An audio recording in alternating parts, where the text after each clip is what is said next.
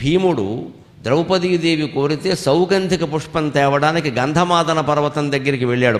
ఆ వెళ్ళినప్పుడు ఆయన ఏదో అక్కడ దారిలో వాళ్ళనే వీళ్ళనే చంపుకుంటూ అడ్డొచ్చిన జంతువులను చంపుతూ ముందుకు వెళ్ళిపోయాడు. భీముడికి చాలా సాహసాలు కదా, అందులో దుస్సాహసాలు కూడా ఉంటాయి. వెళ్ళిపోతూ ఉంటే ఆంజనేయ స్వామి చూశాడు. ఆయనకి తమ్ముడు అవుతాడు. మరి ఇద్దరు వాయుపుత్రులేగా, తమ్ముడు కుర్రాడు రెచ్చిపోతున్నాడు జనాన్ని చూసి, అందుకని కొంచెం చెప్పాలి, కాస్త శాంతంగా ఉండమని చెప్పాలి, ఓ దెబ్బ కొట్టకపోతే అర్థం కాదు అని గంధమాదన పర్వతం దాటి వెళ్ళకూడదు కాబట్టి అక్కడ ఆపాడు. అక్కడికి వెడితే గంధర్వులు వస్తారు, వాళ్ళ బలాలు వేరు. భీముడికి ఆ బలం తెలియదు, అంత బలం లేదు. యక్షులు వాళ్ళ బలాలు వేరు, వాళ్ళు మాయాయుద్ధం చేస్తారు, ఆకాశంలో ఉంటారు, కనపడరు, బాణాలు వేస్తారు. ఈయన ఎక్కడేస్తాడు బాణం, ఎవడికి తగులుతుంది? వాళ్ళు చూసి వేస్తున్నారు, ఈయన చూడకుండా వేయాల్సి వస్తుంది. తేడా లేదా? అమాయకుడు తెలియదని ఆయన దారికి అడ్డంగా ముసలి కోతి రూపం ధరించి తోక అడ్డంగా పెట్టాడు. భీముడు వచ్చి చూసి మామూలు కోతే అనుకున్నాడు. వృద్ధవానరమా తొలగము అన్నాడు సహజంగానే. అంటే ఈయన అన్నాడు, పాపం నేను వృద్ధుణ్ణి నువ్వే అన్నావు కదా, నేను తొలగలేనయ్యా, నువ్వే దాటి వెళ్ళిపో అన్నాడు.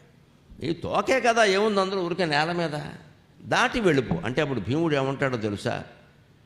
పరమాత్మ అంతర్యామయే సర్వజీవుల్లోనూ ఉన్నాడు, నీలోనూ నాలోనూ కూడా. అందుకని ఏ జీవిని దాటి వెళ్ళకూడదు అని గొప్ప ధర్మశాస్త్రం చెబుతాడు, భీముడు చెబుతాడు.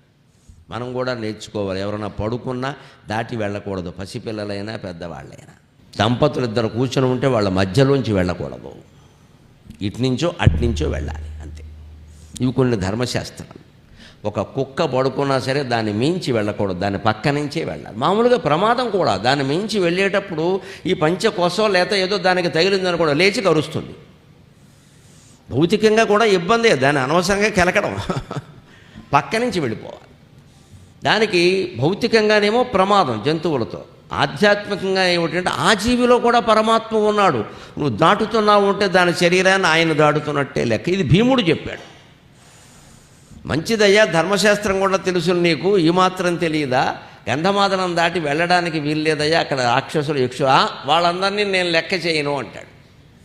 అప్పుడు సరే అంటాడు, అంత బలం ఉందా, అయితే ఓ పని చేయి, దానికే ఉంది, నేను ఎలాగో తోక వెనక్కి లాగలేనయ్యా, వృద్ధుణ్ణి అయిపోయాను, నా వల్ల కాదు, నువ్వే కాస్త దాన్ని తీసి పక్కన పెట్టి వెళ్ళిపోవాలి. దానికేముంది అని ఊరికే ఎడమ చేతి చిటికిన వేలు పెడతాడు, తర్వాత 5 వేళ్ళు పెడతాడు, తర్వాత చెయ్యి అంతా పెడతాడు, తర్వాత శరీరం అంతా పెడతాడు. హనుమంతుడే మజాక, ఏమీ కుదరదు అక్కడ.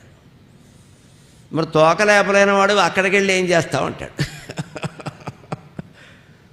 అప్పటికి భీముడు గ్రహించుకున్నాడు, కనీసం మనిషి పొరపాటు చేయొచ్చు, గ్రహించుకోవాలి. వెంటనే మహానుభావ, నువ్వు సామాన్య వానరుడివి కాదయ్యా, కొంప తీసి మా అన్నగారు ఆంజనేయ స్వామి కాదు కదా అంటాడు. కాదు కదా ఏమిటయా, ఇదిగో ఆధార్ కార్డు అని చూపిస్తాడు. అప్పుడు కూడా భీముడు సరదా సౌగంధిక పుష్పాన్ని పక్కన పెట్టేసి, నువ్వు రామాయణంలో సముద్రం దాటావు కదా, అప్పుడు ఎంత రూపం ఉందో అది చూపించమన్నాడు. 70mm సినిమా వెయ్యాలి ఈయన కోసం. ఇక్కడ తిక్క, ఎవడ తిక్క వాడిది. ఏదో ఫోన్లే అని కనిపిస్తే ఆ రూపం చూపించమంటావు ఏమిటాయి, అది త్రేతాయుగం, ఇదేమో ద్వాపర యుగం, ఇది కూడా చివరికి వచ్చింది. ఇప్పుడు సాధ్యం కాదయ్యా, ఆ రూపం ధరించడం నాకు కూడా కష్టం, ఒకవేళ ధరిస్తే చూడడం నీకు కష్టం. ఎందుకు వచ్చింది అంటే వదలడు, అబ్బాయి తెక్క అంటే తెక్కే.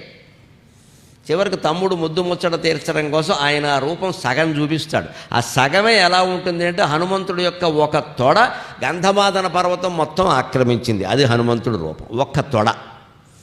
ఇక 2 తొడలు మొత్తం పిక్కలు కాళ్ళు వేళ్ళు అన్నీ చూపిస్తే భీముడు పడిపోవలసిందే. అయ్యి బాబా ఇంత రూపమా అన్నాడు. మరి అందుకే కదా చూడలేమని చెప్పాను, ఊరుకోరాదా, ఎందుకొచ్చింది, లేకపోతే నీకు మళ్ళీనే ఇలా ఉంటే దాటేస్తామా? అందుకే హనుమంతుడు సముద్రాన్ని దాటాడు అనుకోలేదు నేను. సాగర ఘోష రాశాను ఒప్పినప్పుడు, వార్తి పొడుగై సంద్రమ్ము దాటన్ అని రాశాను పద్యం నేను.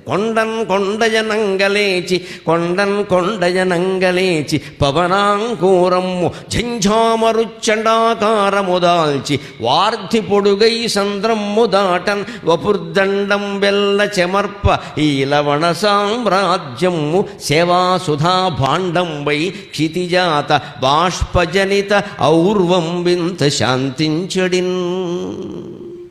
హనుమంతుడు మహేంద్ర పర్వతం మీద లేచి నిలబడితే దూకడానికి ఎలా ఉందంటే కొండ మీద మరో కొండ నిలబడినట్టుగా ఉంటుంది. ఆయన పవనాంకూరం అంటే వాయుపుత్రుడు, పిల్లగాలి. ఒక్కసారి ఝంఝామారుతం అయ్యాడు, తుఫాను గాలి అయ్యాడు. మనకి ఏదో సాయంత్రం పూట బాల్కనీలో బయట కూర్చుంటే సన్నగా గాలి వేస్తూ ఉంటే బాగానే ఉంటుంది, ఉన్నట్టుండి తుఫాను గాలి కింద మారుతుంది ఒక్కోసారి. ఏమిటి ఇంతలోనే మారిపోయింది అనుకుంటా. వాతావరణం అంటే అంతే. అలా పిల్లగాలి తుఫాను గాలి అయినట్టుగా పవనపుత్రుడు ఇంత ఉన్నవాడు అంత అయ్యాడు ఒక్కసారి. ఆయన వార్తి పొడుగై సంద్రమ్ము దాటన్ అన్నాను నేను కావాలని. అసలు ఆయన దూకలేదు, దాటలేదు. సముద్రం అంత పొడుగు ఆకారాన్ని పెంచినప్పుడు ఇక దాటడం ఎందుకయ్యా, రైతులు బోధి దాటినట్టే ఒక కాలు అటు వేసాడు అంతే, ఏం లేదు ఇక్కడ ఆయనకి అంతే. ఇది అప్పుడే 2 చెమట బొట్లు, ఆయన పాపం సముద్రం దాటుతూ ఉంటే శ్రమ పడుతున్నాడు కాబట్టి శరీరం నుంచి 2 చెమట బొట్లు సముద్రంలో పడ్డాయి. అప్పుడు సముద్రుడు అనుకున్నట్ట, రావణాసురుడు తీసుకెళ్ళిపోతుంటే సీతాదేవి ఏడ్చింది, ఆవిడ కన్నీళ్లు నాలో పడ్డాయి. అప్పటి నుంచి ఆ కన్నీళ్ళకి సమాధానం చెప్పేవాడు ఎవడన్నా ఉంటే బాగుండు అనుకున్నా. ఈ నాళ్ళకి హనుమంతుడి యొక్క చెమట బొట్లు నాలో పడ్డాయి, ఇవాళ నా జీవితం పవిత్రమైంది అనుకున్నట్ల సముద్రుడు కూడా. అలా మన జీవితం కూడా ఎవరి కన్నీళ్ళైనా తుడవగలిగితే పవిత్రం అవుతుంది. చూపుడు వేలు ఉన్నది చంపేస్తా, మా ఊర్రా నరికేస్తా అనడానికి కాదు. నీకేమొచ్చింది, నీ దుఃఖం నేను పోగొడతా అని కుడి చేతి చూపుడు వేళతో ఎదుటి వాళ్ళ కన్నీళ్లు తుడవగలగాలి. అందుకు భగవంతుడు ఈ వేలిచ్చాడు మనకి, బెదిరించడానికి కాదు ఎదుటివాడిని.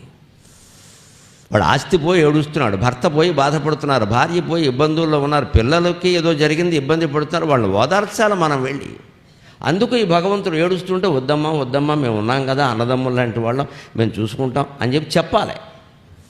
అలా చేస్తే సీతాదేవి దుఃఖాన్ని ఓదార్చినటువంటి హనుమంతుడికి జీవితంలో ఏ స్థానం వచ్చిందో చరిత్రలో, మనకి ఇతరుల దుఃఖాలు తీర్చడం వల్ల అంతటి స్థానమే వస్తుంది. అదే ఆధ్యాత్మిక జీవనం.